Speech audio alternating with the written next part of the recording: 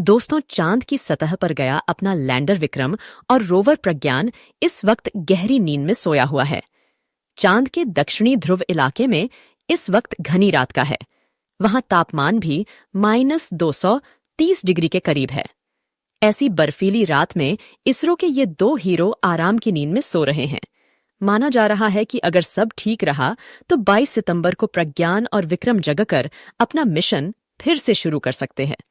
दरअसल चांद पर धरती के 14 दिन के बराबर एक रात और इतने के ही बराबर एक दिन होता है। इसरो को उम्मीद है कि 14 दिन सोने के बाद रोवर प्रज्ञान फिर से जग सकता है। हालांकि ऐसा होगा या नहीं, ये तो 22 सितंबर को ही पता चल पाएगा। इसरो धरती पर बैठा चंद्रयान 3 के जागने का इंतजार कर रहा था। तभी चांद पर कुछ ऐसा हुआ कि इसरो भी हैरान रह गया। हाल ही में विक्रम लैंडर ने इसरो को एक ऐसा संदेश भेजा जिसके बाद इसरो समेत पूरी दुनिया की अंतरिक्ष एजेंसियां हरकत में आ गई। विक्रम लैंडर ने चांद की सतह पर ऐसा क्या देखा जिससे उसे झटका लगा, और विक्रम ने इसरो को ऐसा कौन सा मैसेज भेजा जिसे देख दुनिया हैरान रह गई। इस बारे में मैं आपको इस वीडियो में आगे बताने वाली हूं, तो बने रहे आप मेरे साथ इस वीडियो में अंत तक। लेकिन आप एक देशभक्त की तरह इस वीडियो को लाइक कर इसरो के वैज्ञानिकों के लिए कमेंट में जय हिंद जरूर लिख दे। दरअसल दोस्तों, चंद्रयान 3 के विक्रम लैंडर और रोवर प्रज्ञान में स्वदेशी निर्मित बहुत ही अत्याधुनिक टेक्नोलॉजी के सेंसर लगाए हुए हैं। ये सेंसर विक्रम और रोवर के पास होने वाली हर हलचल को भांप लेते हैं। अगर इन दोनों उपकरणों को लगता है कि उनके पास कुछ हलचल हो रही है, तो ये उसकी जानकारी धरती पर बैठे इसरो के कंट्रोल रूम में देते हैं, और फिर इसरो के वैज्ञानिक उसके द्वारा भेजे गए संदेश के डेटा को समझने में लग जाती है। लैंडर और रोवर में चारों तरफ हाई रेजुलेशन कैमरे भी लगे हुए हैं। ये कैमरे चांद की सतह की तस्वीरें क्लिक कर इसरो को भेज देते हैं। लगभग अपनी 14 दिनों की यात्रा में रोवर प्रज्ञान और विक्रम लैंडर ने चांद की सतह पर ऑक्सीजन, सल्फर समेत अनेक धातुओं की खोज की है। इसके अलावा लैंडर विक्रम ने चांद के दक्षिणी ध्रुव पर एक हैरान कर देने वाली खोज भी की है। बीती रात 2 बजे इसरो के वैज्ञानिक लैंडर को स्लीप मोड में डालने की तैयारी कर रहे थे, क्योंकि चांद पर रात हो चुकी है और रात में लैंडर और विक्रम काम नहीं कर सकते हैं। उन्हें काम करने के लिए सूरज से एनर्जी चाहिए। ऐसे में जब 14 दिन बाद सूरज निकलेगा, तभी ये उपकरण काम कर पाएंगे। रात में इनकी बैटरी डिस्चार्ज न हो, इसके लिए इसरो ने दोनों को स्लीप मोड में डाला है। बीती रात जब इसरो के वैज्ञानिक लैंडर को स्लीप मोड में डाल रहे थे, तो उन्होंने देखा कि विक्रम लैंडर की बैटरी भी फुल चार्ज है और ईंधन भी अभी बहुत पड़ा हुआ है। ऐसे में कंट्रोल रूम में बैठे वैज्ञानिकों ने एक नया प्रयोग करने की सोची। वैज्ञानिकों के मन में आया कि जब ईंधन पड़ा है और बैटरी भी फुल चार्ज है, तो क्यों न चांद की सतह पर विक्रम लैंडर को थोड़ा उड़ाया जाए। वैज्ञानिकों ने तुरंत विक्रम लैंडर के नीचे के दोनों रॉकेट चालू कर दिए और विक्रम चांद की सतह पर ऊपर उठ गया। 40 सेंटीमीटर ऊपर उठाने के बाद 40 सेंटीमीटर दूर ही उसकी फिर लैंडिंग करवा दी। जिस दक्षिणी ध्रुव पर लैंडिंग करवाने के नाम से नासा जैसी अंतरिक्ष एजेंसी की भी सांसें फूल जाती है, वहां पर इसरो के वैज्ञानिकों ने विक्रम लैंडर की 2 बार सफल लैंडिंग करवाकर सबको चौंका दिया। दोबारा लैंड करने के बाद लैंडर को स्लीप मोड में डालने के लिए इसरो के वैज्ञानिक उसके उपकरण बंद करने में लग गए। अचानक ही विक्रम लैंडर के सेंसरों को महसूस हुआ कि उनके आसपास कुछ हलचल हुई है। सेंसरों ने दक्षिणी ध्रुव की सतह पर प्राकृतिक घटना को रिकॉर्ड किया है, और विक्रम लैंडर ने भी एक झटका सा महसूस किया। लैंडर ने तुरंत इसरो को संदेश भेजा कि कुछ ऐसा हो रहा है जो उसे हिला रहा है।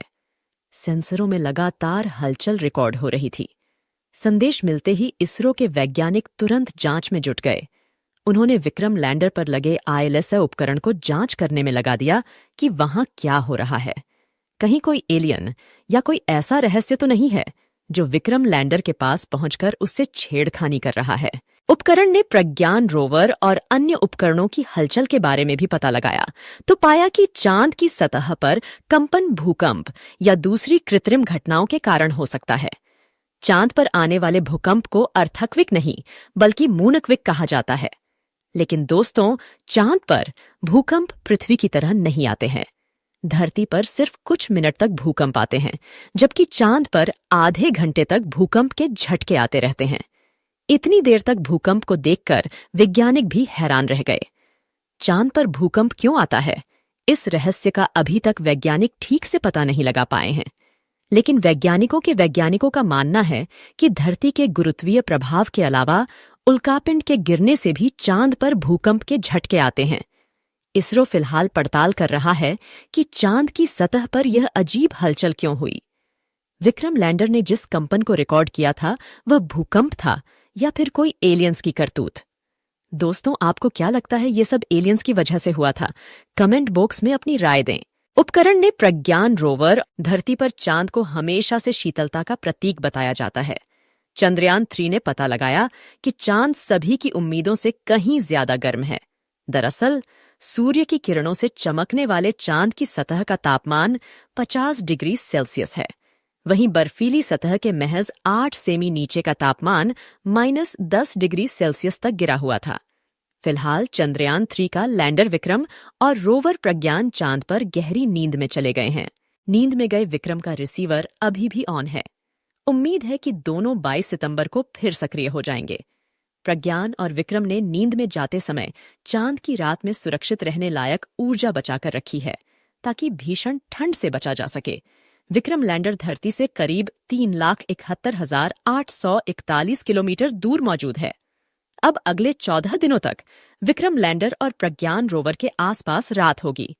तापमान -300 डिग्री सेल्सियस से और भी नीचे जा सकता है।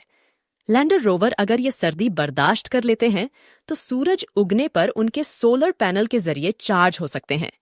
लेकिन इसकी संभावना बेहद कम मानी जा रही है, क्योंकि इतनी ज्यादा ठंड में विक्रम और प्रज्ञान के उपकरण काम करना बंद कर सकते हैं और बैटरी भी खराब हो सकती है।